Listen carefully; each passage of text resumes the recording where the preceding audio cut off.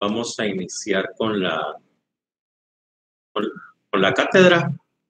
Solo permítame, vamos a ver. Hoy nos tocaría la primera magistratura. Carlos.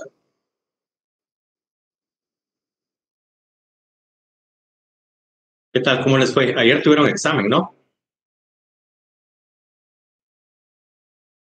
Sí, licenciado, gracias a Dios, bien. Ah, qué alegre, qué bueno. Eso es lo importante. Ok. Así.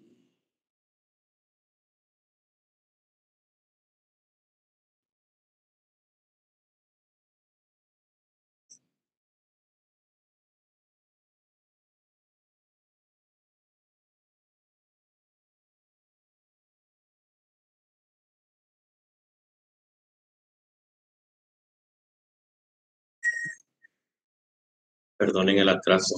Es que sé que estoy haciendo. No hay pena, licenciado. Es que sí se me... Vamos a ver.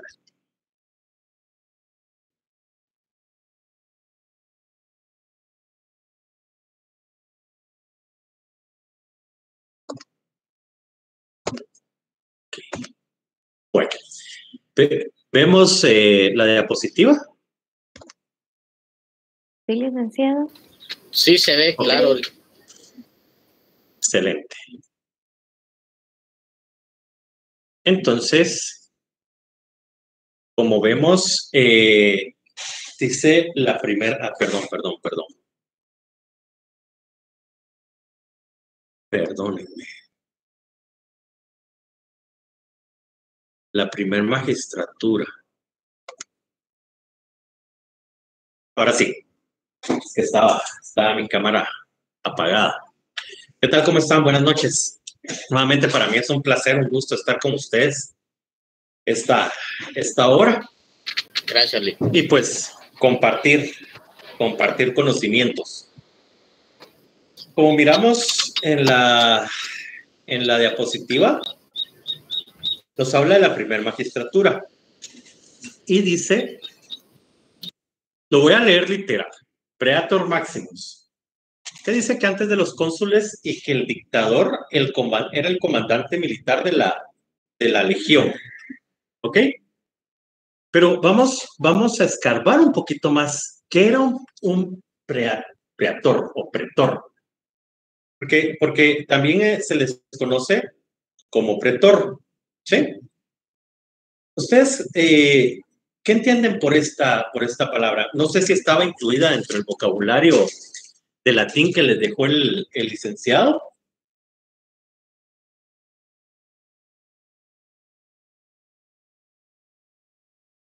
¿No? Bueno, voy a comentar. Estaban dentro los... Ok, bueno, entonces miren, pues, esta persona era nada más y nada menos que la que se encargaba, o más bien, este era el título que se le otorgaba a determinadas personas por parte del gobierno de la antigua Roma. Y se les otorgaba a los hombres que actuaban en una de las dos capacidades oficiales, tanto como comandante del ejército o como magistrado, ¿sí? Estas dos facultades que les otorgaba ese título a las personas, como dice, comandante del ejército como magistrado. Lo que nosotros nos interesa acá es el cargo que ostentaba como magistrado, ¿sí?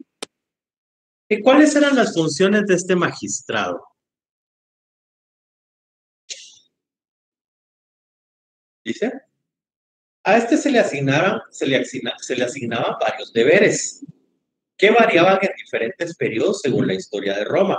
Y las funciones de la magistratura que ejercían los pretorios eran potestades que le establecían los precedentes legales establecidos para el lugar en que ejercían su autoridad, ¿sí?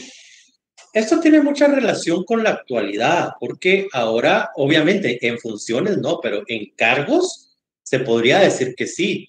Para que ustedes vayan entendiendo un poquito más y que no sea tan complicado, asocien a esta persona, no tanto como el presidente, porque decimos el presidente es el comandante general del ejército, pero no tiene esa función de magistrado. Las magistraturas en la actualidad se van a desenvolver en determinados temas. Por ejemplo, sabemos que tenemos magistrados al Tribunal Supremo Electoral, tenemos magistrados ante la Corte de Constitucionalidad, magistrados en el Pleno de la Corte Suprema de Justicia, e inclusive se les denomina magistrados a las personas que ocupan cargos dentro de la sala de apelaciones. O sea, esa palabra, si ustedes se dan cuenta, se arraigó en la humanidad. O sea, magistrado. O sea, en la antigua Roma, tanto como en la actualidad. Y dice que frente a la monarquía tenían un carácter vitalicio, pero, perdón, poder ilimitado y detención unipersonal del poder real de la primera magistratura. La primera magistratura tiene carácter anual. ¿Qué entendemos por este párrafo? Dice, frente a la monarquía tenía un carácter vitalicio. Asociado a la actualidad, ¿qué personajes o en qué país los personajes que ocupan la Corte Suprema, el cargo es vitalicio? Acaba de haber un evento bastante trascendental a finales del año pasado, donde una magistrada o una juez de la Corte de este país falleció. Y obviamente son cargos muy codiciados. ¿Por qué? Por esa temporalidad en el mismo. O sea, son vitalicios. Y aparte, es una persona que va a delegar o que va a nombrar a este juez o magistrado. ¿Escucharon ustedes de ese acontecimiento y dónde fue? Fue muy sonado a nivel mundial.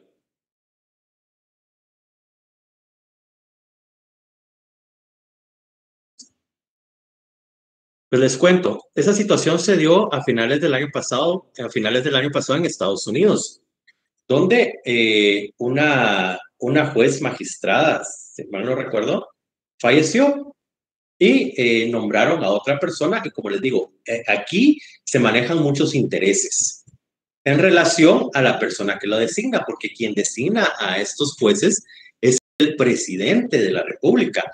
Y recuérdense que estaban en esa disyuntiva de que el presidente en ese entonces, que era Donald Trump, tenía que designar a esta juez.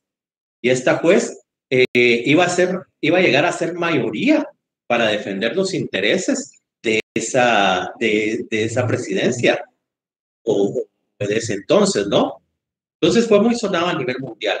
Entonces podemos ver una similitud en la antigua Roma, en la actualidad. Obviamente no propiamente en nuestros países o en los países latinoamericanos. Y tomando en consideración que el derecho anglosajón es totalmente distinto a nuestro derecho, ¿verdad? Pero vienen arraigadas de determinadas similitudes. Por ejemplo, la temporalidad.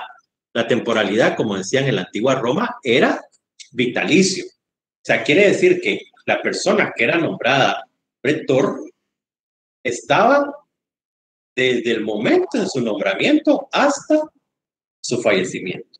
¿Sí?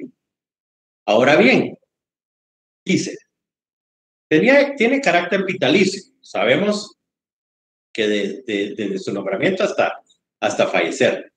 Poder ilimitado. O sea, ellos podían disponer, hacer y deshacer. Detentación unipersonal del poder real. ¿Sí? O sea, únicamente ellos. Y la primera magistratura tiene carácter anual. ¿Qué entendemos por eso? Que la primera magistratura tenía un carácter anual.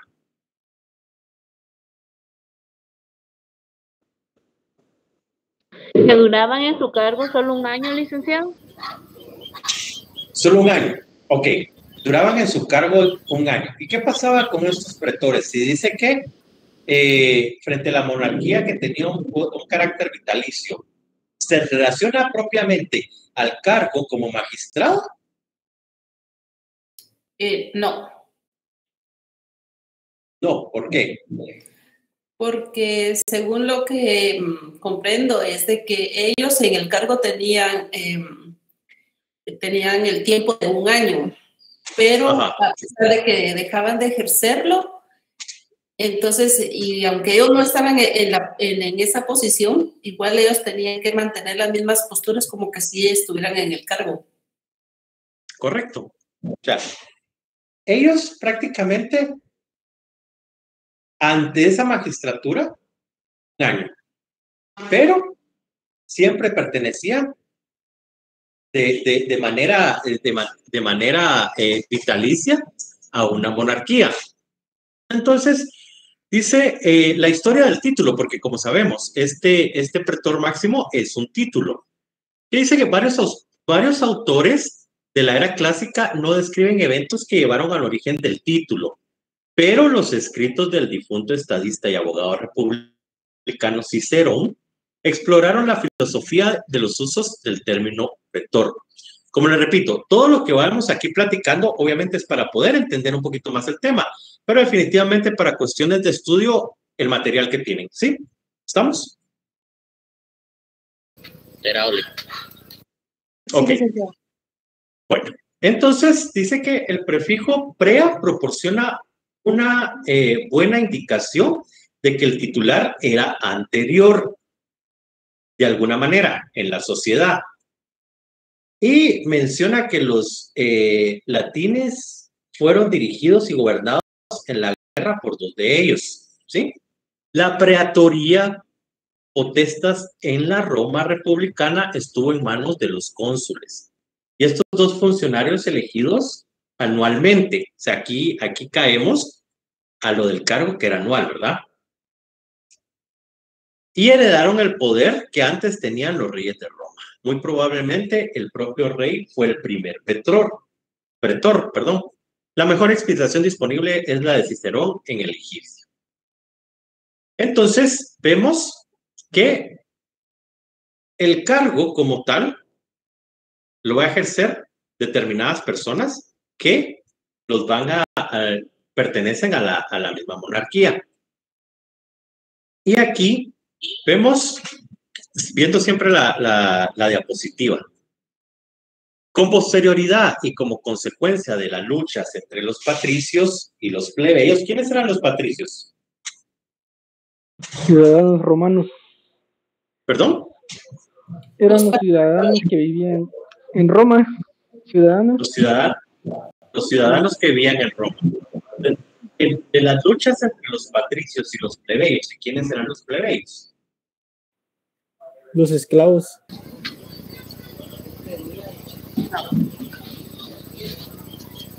¿Algún otro compañero que quiera opinar?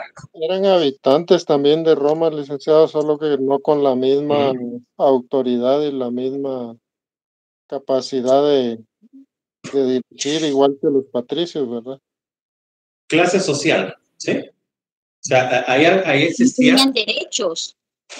Ajá, eran las clases sociales, ¿verdad? Los patricios se dice que eran las familias más ricas, más adineradas, las familias que poseían tierras, que podían ocupar cargos públicos, cargos políticos, ¿sí? O sea, todos estaban dentro de un mismo territorio, pero existía esa diferencia, ¿verdad? Como las clases sociales, las mal llamadas clases sociales, clase alta, media y baja, ¿verdad? Que al hoy por hoy digo yo que ya no existe clase media, ¿verdad? O es alta o es baja, ¿verdad? Y como dicen también, ¿quiénes eran los plebeyos? Los plebeyos no era más que el pueblo, ¿sí? Los que no tenían tierras, los que no pertenecían a familias adineradas. Entonces, pero pertenecían a ese mismo estado. Dice que ellos eran nada más y nada menos que las personas pertenecientes a la marginada clase social de la antigua Roma. Y ahí es donde se viene ese vocablo, la plebe, ¿verdad? Entonces dice que con prioridad y con de la lucha entre los patricios y los plebeyos surgirían también como definitiva la colegialidad. ¿Qué entendemos por esto? Por esta palabra.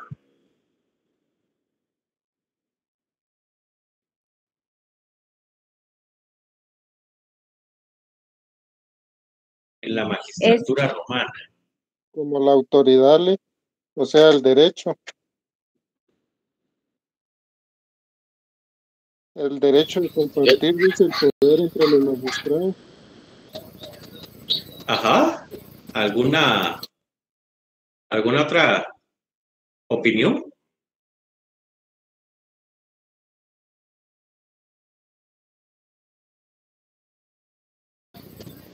Yo diría que tal vez era la autoridad que estaba más alta que los demás, que tenían menos potencia en la autoridad. Ok. Esto también vamos a ver en la actualidad cuando hablamos tribunal colegiado. O sea, ¿se entiende? Cuando hablamos de un tribunal, sabemos qué es, qué son o que está conformado por cuántas personas.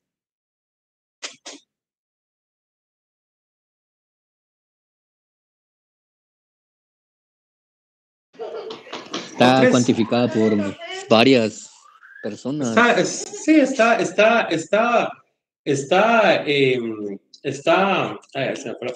Está integrado por 3 personas, ¿sí?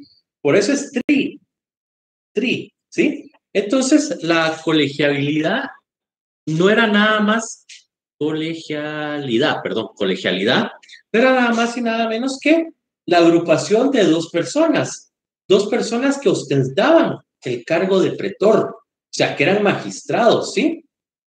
Y dice que estas 2 personas ostentaban la misma calidad y tenían la misma autoridad, ¿sí? ¿Y cuál era la finalidad de esto? De tener, por decir así, un mayor apoyo en las decisiones, ¿sí? Porque ustedes saben que una persona es fácil de convencer, pero ya 2 personas ya cuesta un poquito más de trabajo, no digamos 3 personas. Entonces, esa era la función de esta, surgiría también como definitiva la colegialidad, ¿sí? De tener 2 personas, porque obviamente iban a existir diferencias o podrían ser que iban a existir también afinidades, ¿no? Entonces, pero el rango eran magistrados con las mismas facultades, con los mismos derechos, ¿sí? Eso dice colegialidad, eso es el compartir el poder entre 2 magistrados, así como la sumisión de dichos magistrados a la probatio ad populum, apelación ante el pueblo.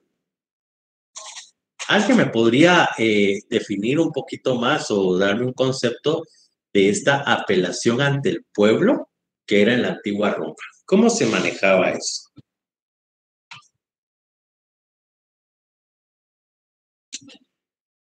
¿Cómo se imaginan ustedes? Pues según, bueno, yo pienso que era cuando había una necesidad del pueblo, establecía una asamblea y ahí se hacían algunas propuestas para discutir sobre cómo debía de resolverse dicha necesidad. Entonces ahí creo que se daba una apelación ante el pueblo, ¿verdad? Ok. ¿Se recuerdan ustedes? Y es algo más para entender un poquito más esto. Claro, la compañera tiene la idea, tiene el comentario que nos aportó, pero para tener un poquito más claro, y aquí no me quiero meter a hablar de religiones, cada quien es libre de comprender y entender la religión que ostente, ¿verdad? Pero sí las religiones llegan a tener un punto de encuentro. Ustedes saben de la pasión de Cristo, donde viene uno de los reyes de ese entonces y pone a dos personajes, a Jesús y a quién es el otro. Barrabás, correcto.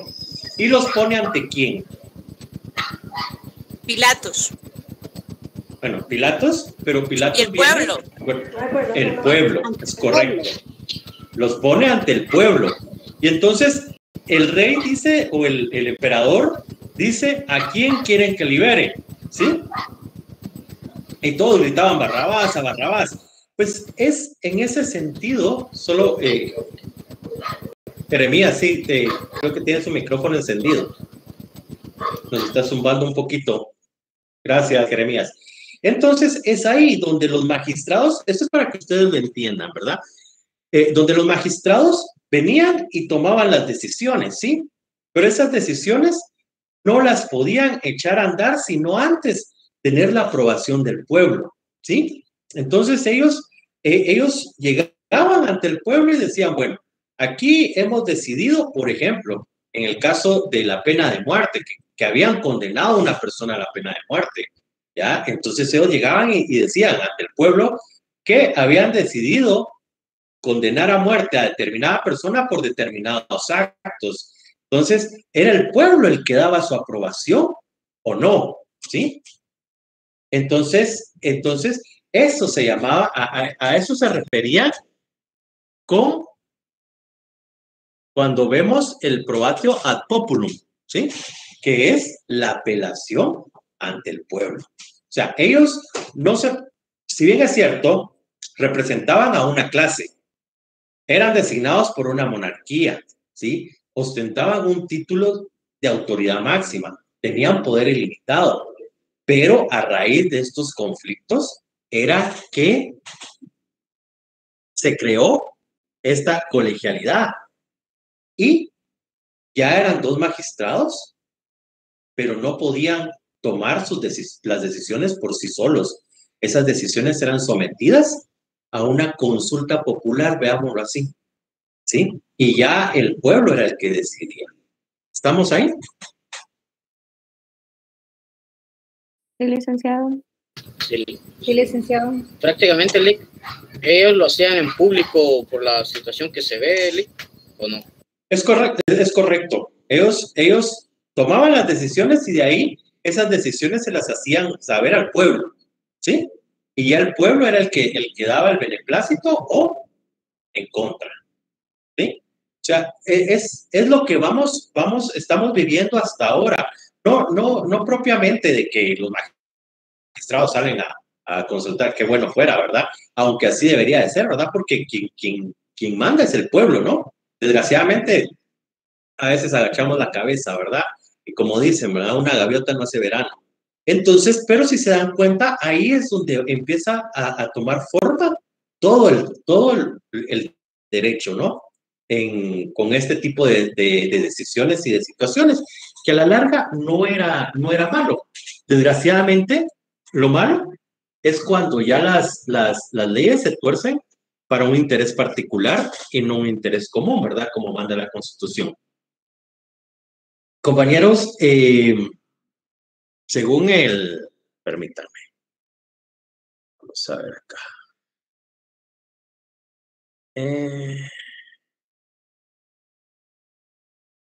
Bueno, yo digo que todavía nos queda un poquito de tiempo para, bueno, vamos a tratar de hablar un poquito del consulado. Solo pregunto, ¿estamos claros con lo del pretor maximus o praetor maximus? ¿Quién era dentro de los cargos de magistrados? ¿Quién era lo máximo? ¿Los cónsules o el pretor? Bueno, por eso les decía, estamos claros con el pretor, porque de ahí vamos a ver la función del consulado, ¿sí? Muy bien. Y entonces, Sí, licenciado. ya cuando miremos a qué se refieren o qué eran los cónsules, entonces nosotros ya podemos sacar una conclusión de quién era más, ¿verdad? O quién ostentaba más poder, ¿sí? ¿Estamos? Licenciado, disculpe, entonces un pretor máximo es un comandante militar de la legión. No. Es un comandante militar, pero también ostenta el cargo, como dice,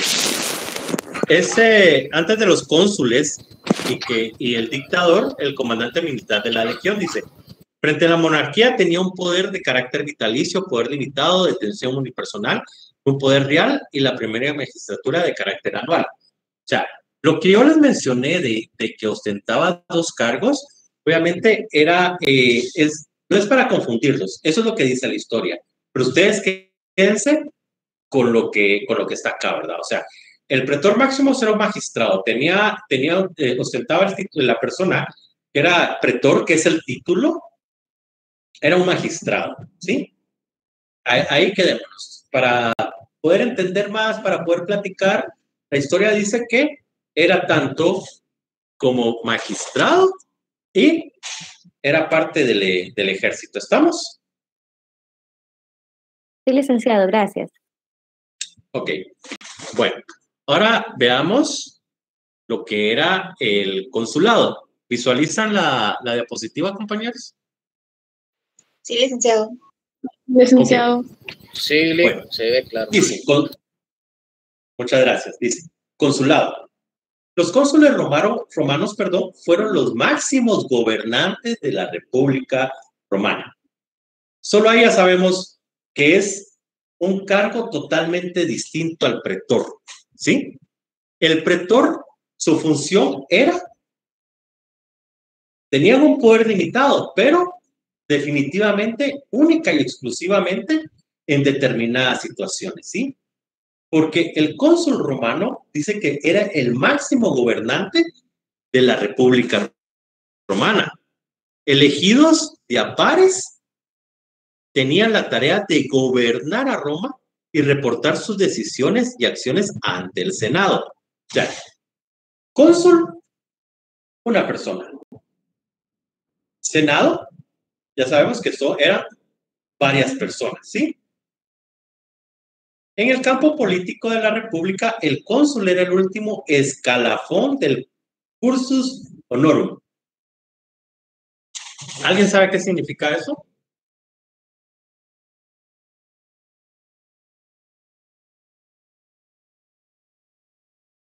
No, Lick. ¿No?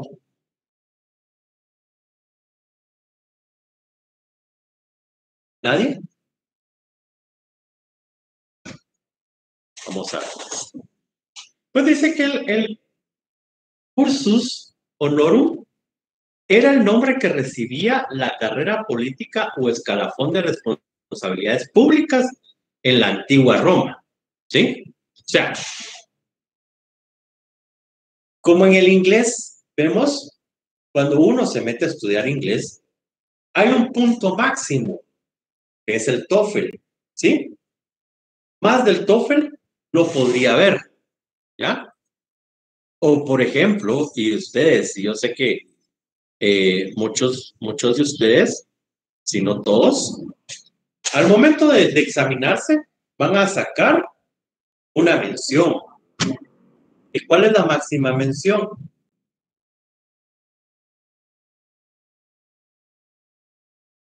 ¿Varias? 100 lic. ¿Décimo semestre? En los privados. En los privados tenemos mención especial, mención honorífica, ¿sí? O sea, ese es el top. Entonces dice que el cursus honorum era la carrera política, el escalafón más alto. Quien llegaba a obtener ese cargo, dice que la responsabilidad, que era la persona que iba a estar encargada de las responsabilidades públicas de la antigua Roma, ¿sí? Honorum. ¿Sí? Entonces vemos, regresando a la diapositiva, que dice, en el campo político de la República, el cónsul es el último escalafón del cursus honorum. O sea, cursus honorum era la carrera, ¿sí? Y el título de cónsul era escalafón, el último escalafón, para no confundirlos. Dice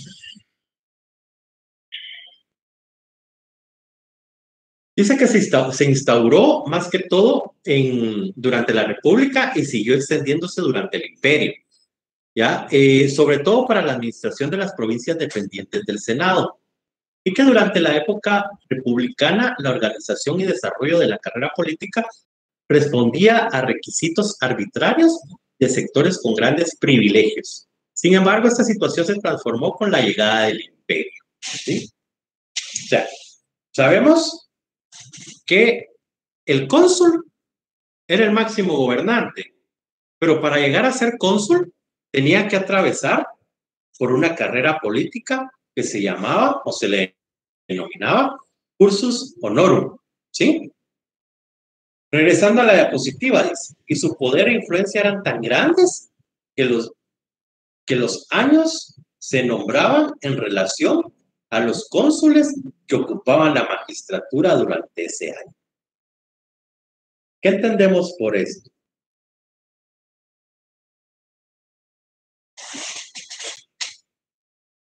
De que, por ejemplo,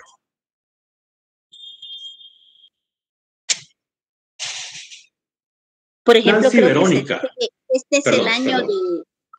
Perdón, creo que se dice algo así como en el año de Julio César, creo yo. Es correcto. Por eso, y perdón, Nancy Verónica, voy a mencionar en el ejemplo. Sí, es correcto. O sea, quien llegaba a ser cónsul se llegaba a nombrar ese año, porque recordemos que esos cargos eran pasajeros, como todos los cargos. Entonces, quien llegaba ese año a ser cónsul, se nombraba, se quedaba la enfermedad, el nombre del, como dice la compañía, de Julio César. ¿Sí? ¿Estamos? Sí, licenciado. Ok. Sí, licenciado. Entonces, regresando a la diapositiva ya para leerla de corrido, dice. Los cónsules romanos fueron los máximos gobernantes de la República Romana.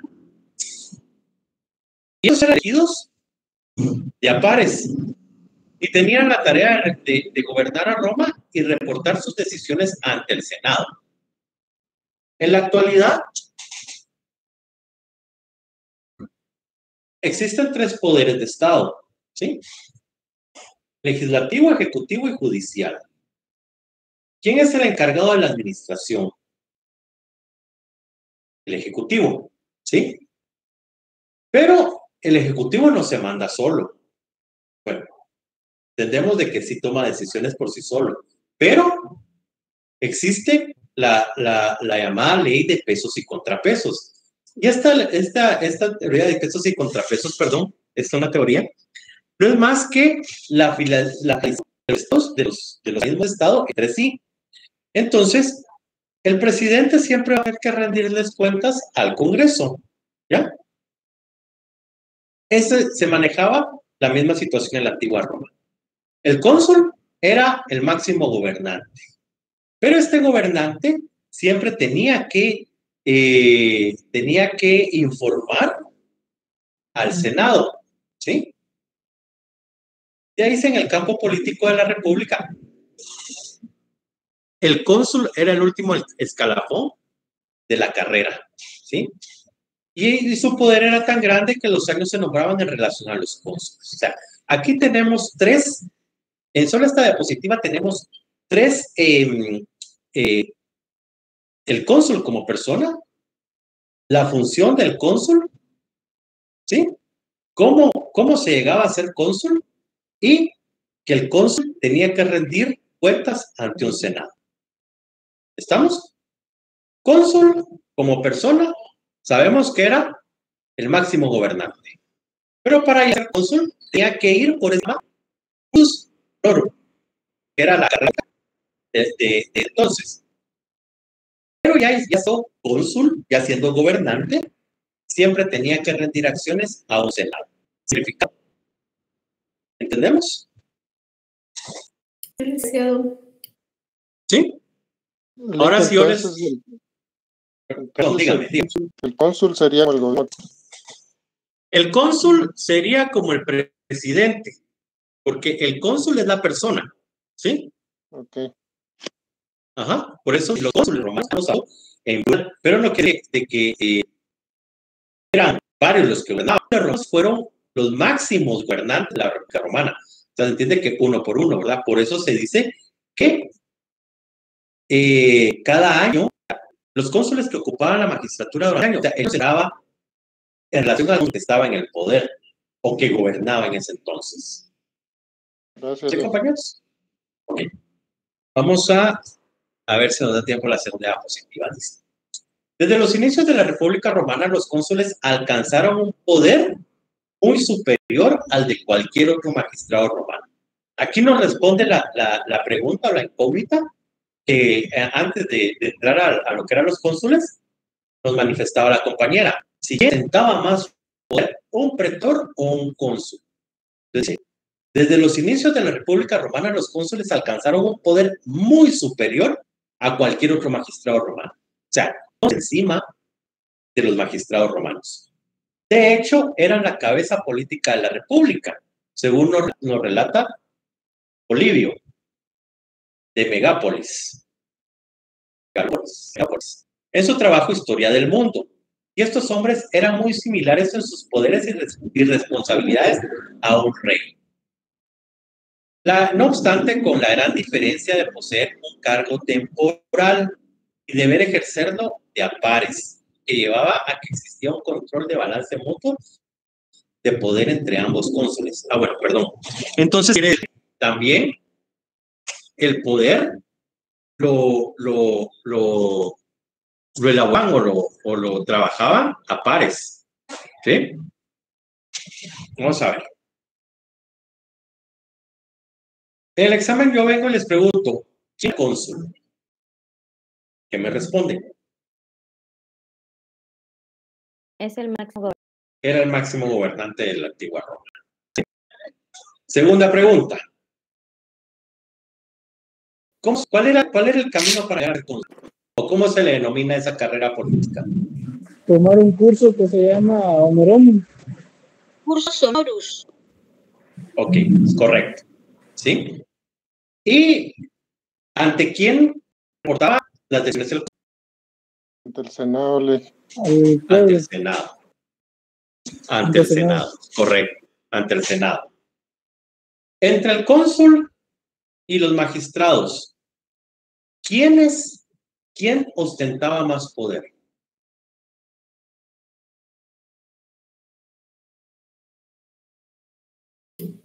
El cónsul. El cónsul, es correcto. Ahora dice, no obstante, con la gran diferencia de poseer un cargo temporal y deber ejercerlo de a pares.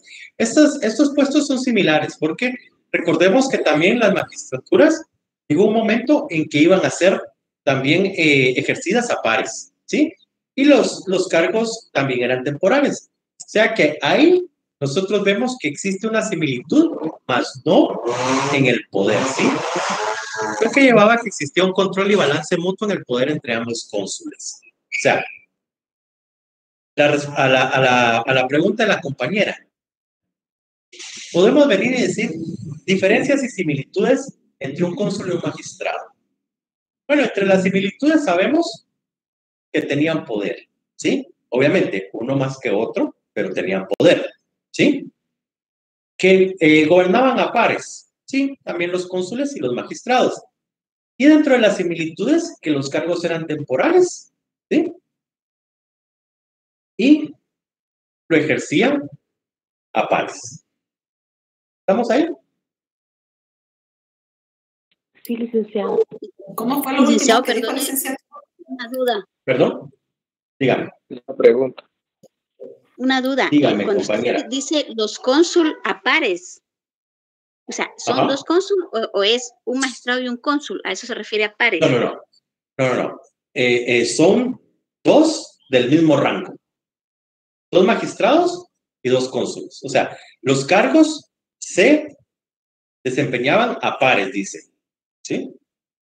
O sea, existían 2 cónsules que gobernaban, según la historia, y existían 2 magistrados para tomar decisiones y ponerlas o someterlas ante la decisión del pueblo. ¿Sí? Esa es una de las 2 similitudes, de el cargo de cónsul y de magistrado. ¿Sí?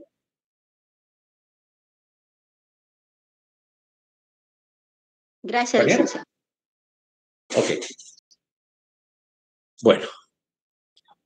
Y por último dice que el poder de los cónsules romanos disminuyó considerablemente durante la era imperial. O sea, de ser un cargo de poder máximo pasó a muchas otras en la República a convertirse simplemente en un cargo honorífico. ¿Qué entendemos nosotros por un cargo honorífico? Ah, bueno, ahí está la respuesta. Yo digo que no, o sea, que era honor a salario. Más que ad honorem, porque es otro término, honorífico. O sea, simple y sencillamente venir y decir, por ejemplo, vamos a ver, para que lo entendamos mejor en la actualidad, un cargo honorífico podría ser en la actualidad. ¿El de los maestros, licenciado? ¿De las maestras? Sí, porque por ejemplo cuando uno quiere estar en un contrato en una plaza, de primero le dicen, bueno, tiene un tiempo y ese tiempo no le pagan a uno, sino que está en un proceso de... No, porque estaríamos cayendo a lo que nos dijo el compañero. Es un puesto ad honorem, o sea, porque el título de maestra lo tiene, ¿sí? Pero obviamente ustedes se van a desempeñar sin percibir una remuneración o un salario. Nick, buenas noches. ¿Podría ser bomberos? Los voluntarios. Sí. O sea, pero es que para ser bomberos siempre se tiene que pasar por una capacitación. O sea, un cargo honorífico es una persona que ostenta una posición, pero sin relevancia. ¿Sí? O sea, está ahí porque está, pero no tiene mayor relevancia su puesto. Sí, me entienden.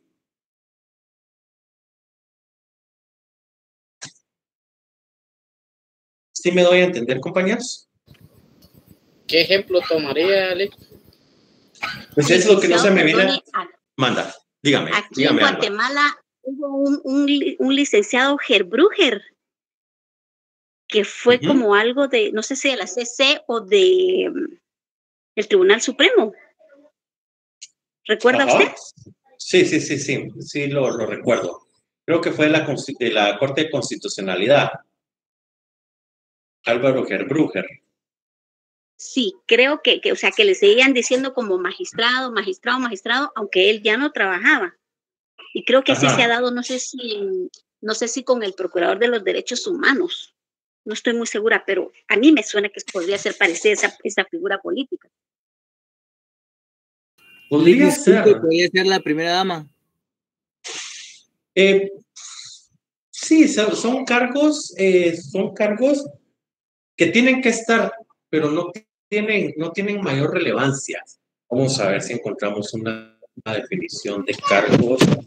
Licenciado, ahí mismo la diapositiva define. No, sí. Sí, la misma diapositiva no lo define, por eso le digo yo. O sea, ahí está la definición. No ostentaba mayor responsabilidad, pero para poder ahondar más a entender lo que es un cargo honorífico, dice. El concepto define diversas formas de compromiso social. Las personas asumen voluntariamente tareas en beneficio de la sociedad. Eso es un cargo honorífico. Pero obviamente la diapositiva dice que era simplemente un cargo honorífico, es decir, a convertirse en un título que otorgaba prestigio, pero no conllevaba una posición de poder importante consigo. O sea, obviamente ahí ya sabíamos que el cargo de los cónsules, cuando a la llegada del imperio como tal, ya no ostentaban ese poder, sino que únicamente era como una plaqueta, ¿va? Es cónsul, pero nada más. Pero para poder no, mejor, perdone. Dígame. En este caso Sí, no nos serviría de ejemplo, por ejemplo, y yo no sé si usted recuerda que Álvaro Arzú, creo que se le llamó durante mucho tiempo como el comandante general de los bomberos municipales, sin ser el bombero. Es correcto, sí. También recuérdense que el presidente de la República también ostenta como comandante general del ejército. O sea, podrían ser cargos honoríficos, aunque ellos sí tienen poder de decisiones dentro de esas mismas instituciones, ¿sí? Por ejemplo, para que ustedes manda. Sí, antiguamente, por ejemplo, los alcaldes municipales de los municipios, antiguamente nadie quería ser alcalde porque era honorio, pues. Ya conforme fue evolucionando el tiempo fue que le sacaron sueldo a los alcaldes. Ah, bueno, sí, es correcto, pero ese es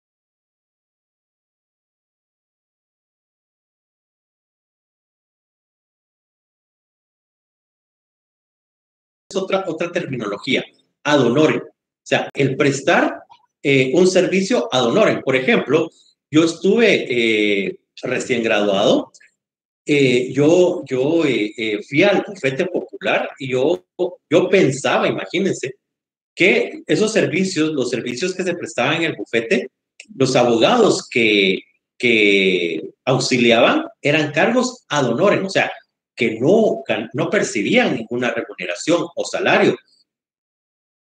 Y ahí fue donde yo me di cuenta, bueno, no me di cuenta, a mí me comentaron y me dijeron, mire, el problema es de que aquí no tenemos plaza. Pero yo llegué con la intención no de buscar una plaza dentro del bufete porque yo desconocía ese extremo, sino que yo llegué con la intención de contribuir. Obviamente, me había graduado de la única universidad pública, donde efectivamente llegó a apoyar, exactamente, como no a retribuir en gran parte, porque uno aportaba menos a lo que uno recibe. Esos son cargos ad honorem, o sea, no percibo ninguna remuneración. Pero estos cargos honoríficos era que tenían el título, tenían la plaqueta, pero ahí nada más, ¿sí? No tenían poder de decisión, no tenían voz ni voto, no tenían ninguna responsabilidad ante el cargo como en su anterior, que esto era en la República, en su anterior sistema de gobierno. Por eso les decía, para poder entender un cargo honorífico, quise yo que adentráramos a una definición, porque aquí dice que definitivamente el cónsul se convertía, era más que un título que otorgaba prestigio, pero no conllevaba ninguna posición. Esto al momento de que se instaura el Imperio Romano como tal. De ahí, siguiendo con la diapositiva, dice, por fortuna son muchas las fuentes históricas que poseemos a nuestra disposición sobre las características de esta magistratura a lo largo del tiempo, razón por la cual se ha podido reconstruir y entender con exactitud el alcance y significado de dicho cargo y cómo fue evolucionando con el pasar de los siglos. El cónsul, después de tener un gran poder, al momento en que se cambia el sistema de gobierno en Roma, ese poder quedó única y exclusivamente en la historia, ¿sí? Porque él ya no tenía poder de decisión. Él prácticamente estaba ahí sentado como cónsul, pero nada más. Compañeros, no sé si tienen alguna duda, comentario, crítica en relación a lo que platicamos hoy, que sería lo del pretor, lo de la primera magistratura y lo de los consulados o el cónsul. Esta última característica no es propia de la República, de los magistrados que funcionan como cónsules, lo que ya es del imperio. No, siempre se mantienen antes del imperio, ¿sí? Todo esto es antes del imperio, porque, como dice la diapositiva, al instaurarse el imperio romano, el cónsul pierde ese poder y se queda únicamente como cargo de papel, como la plaqueta. Es cónsul, pero hasta ahí nada más, ¿sí? Porque entonces ya son emperadores los que vienen a regir ese sistema de gobierno, ¿sí? Pero, obviamente, eso ya es para la próxima clase, que sería... seguimos con el pretor. Pero, bueno, pero ustedes ya vieron el Imperio Romano como tal, ¿no?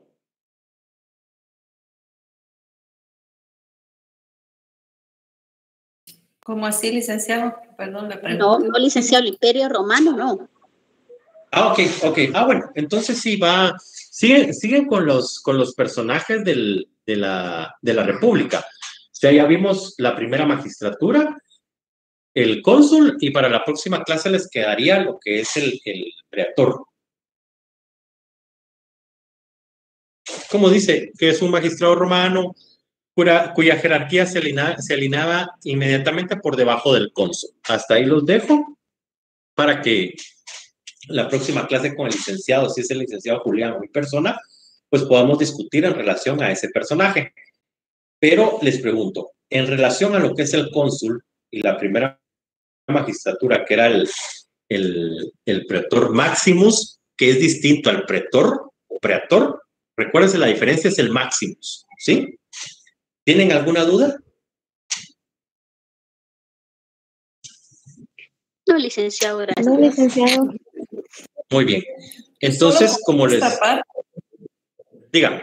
Con esta parte donde dice el poder de los cónsules romanos disminuyó considerablemente durante la era imperial. O sea, me imagino que es en el imperio. O sea, como estamos en lo que es la época de la República, ahí es donde yo le cuestionaba. Ajá. Entonces, ahí todavía en la